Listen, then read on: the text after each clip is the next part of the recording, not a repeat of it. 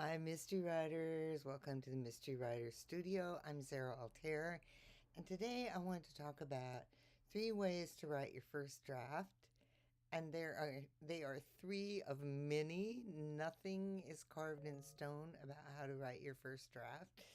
Um, as a matter of fact, Ian Rankin, who's written many mysteries, his first draft is often only 100 pages, and sometimes he doesn't even know who done it yet. So the idea in the first draft is to just get the story down, get your story from beginning to end, as it were. And so it's another thing. I was talking to someone this morning, and they said they've had writer's block for 30 years. And I chuckled because you have to start. And I know I've mentioned more than once that only 3% of people who start their novels finish their novels. So persistence is a great help, and these 3 keys today are going to help you stay on track to actually get through that first draft and get it done. The primary goal of the novel's first draft is to tell the story. You go from the beginning through the middle to the end. And in a mystery, your story takes a detective on a discovery journey. And that's pretty much what you want to include in your first draft. You want to introduce your sleuth and the crime and your sleuth's commitment to solving the puzzle. And the first half of the story expands your sleuth's vision of the victim and the victim's world. And the second half, the sleuth narrows down the possibilities until finally one puzzle piece solves the crime and exposes the victim. So in the first draft, you'll introduce your main characters and you'll create your suspects and work to hide the villain until the end. And there's, once again, no right way to write a novel. But I thought today we could talk about 3 tried and true approaches many authors use to write the first draft, and it can help you sort out which method appeals to you and your writing style, and also should mention your thinking style, how you go about thinking about things. So first of all is write the story as you go, and this happens for a lot of beginning writers. They get a story idea and they go, right? And also I should mention this is Ian Rankin's way of doing it. uh, they love the discovery process, and they love discovering, just as the reader discovers, they love discovering who did it. They have no set idea when they begin this story. And if you love solving puzzles on the go, this method promises the excitement of creating the story as you go. It's also called discovery writing, or people who use it are called pantsers because they write by the seat of their pants. And it is a process filled with promise. Every new suspect is a possibility, each person that your detective meets. And as you get into the flow of your story, new ideas emerge with fresh avenues for your sleuth because you haven't pre-planned it, all right? The story changes as you write. And once you arrive at the end, revealing the villain and exposing the consequences for your sleuth, your story is finished as far as the plot, okay? Today we're talking about the first draft, but in your second draft, you'll fill in the gaps like planting clues early in the story to hint at suspects and the villain, and you may create more about the villain's relationship with the victim and tie up any subplots that emerged. The rewards of discovery writing are creating a story that raises questions for you, just as your book will for the reader.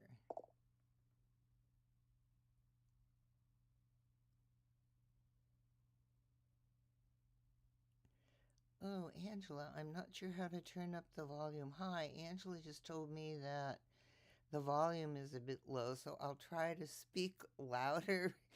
um, okay. Then the opposite end of the spectrum is the planned outline. And some writers feel they want to know the suspects and outline before they are ready to write that first draft. And they plan the story with setbacks and twists and reversals before they even begin. They plot it all out, all right?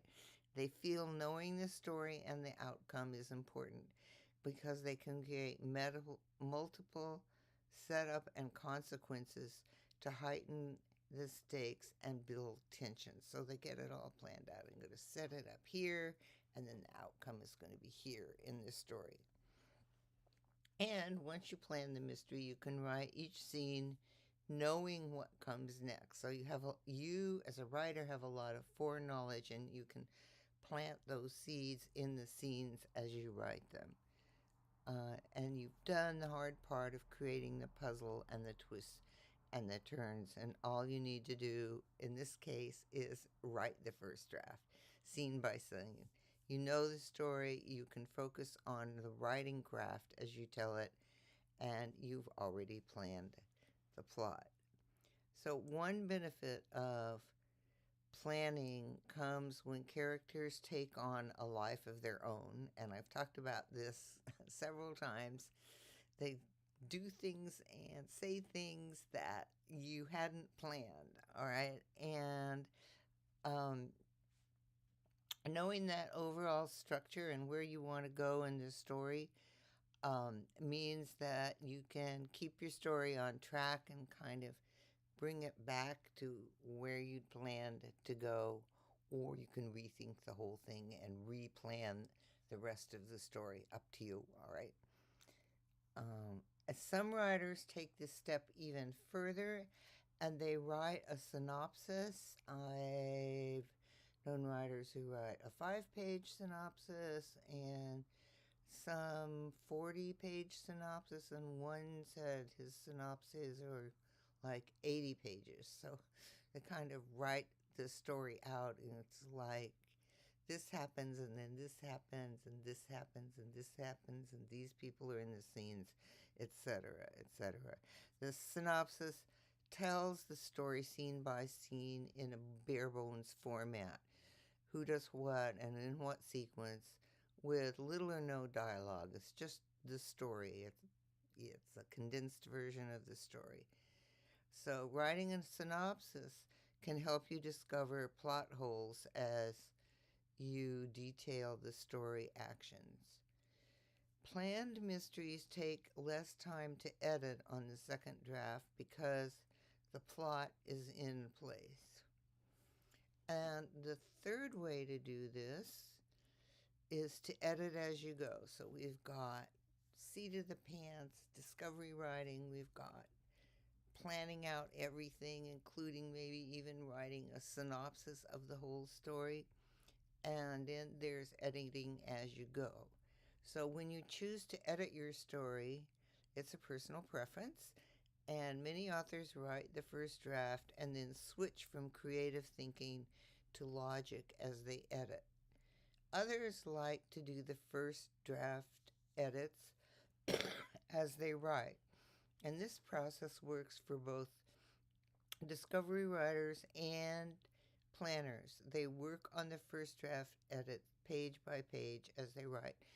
I talk to writers who read and edit what they wrote the day before, and it helps them get into the story, and then they go on with that day's writing session.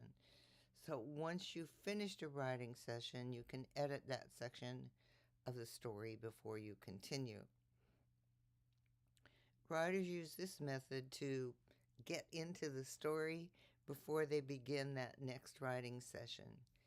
And as you continue this process, you'll end up with a fairly clean first draft. And it won't be perfect, and it will be clean enough to carry on with subsequent drafts. So remember that the first draft The primary goal is to tell the story, and the primary purpose is just to get that whole story down. And whichever method you choose, you won't have a completed manuscript. That's it. You're closer to it, but you won't have a completed manuscript. You've told the story, you've accomplished your primary goal. In the next draft, you can focus on words and working on your writing craft. And each different draft may center on an aspect of fiction, the plot or character development or heightened states, etc. But your first draft tells the story. And once again, there's no right way to write that first draft, but you can develop a method that is best for you and your writing style. The way you think, and the way you write and tell a story. Okay, I hope that helps. And I'm encouraging you that if you're thinking about writing a mystery and you haven't started, just go for it. Just go for it and tell the story.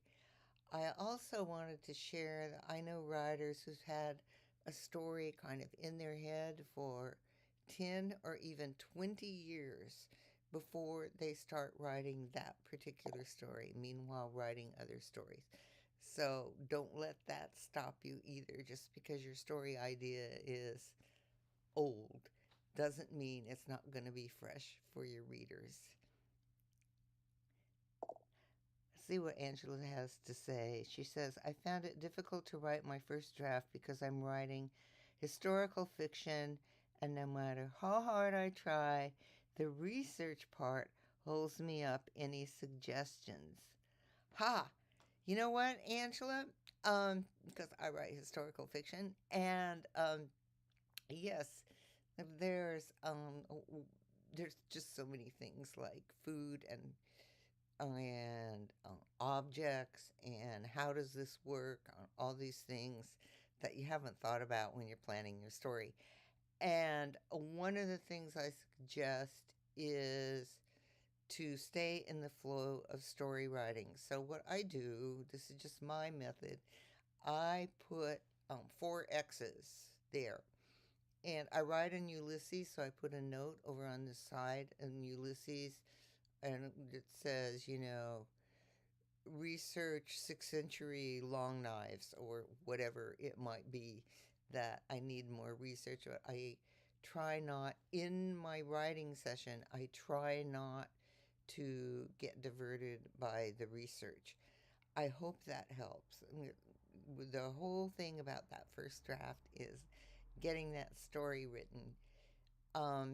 If the way something works is a key element, it's like a clue or something like that, you may want to keep writing in that writing session, and then later on in the day or the next morning or whenever it is that you write, go and do the research about how that thing works so you can get it into your story and catch up with yourself, and then proceed on with the story in your next writing session. I hope that helps.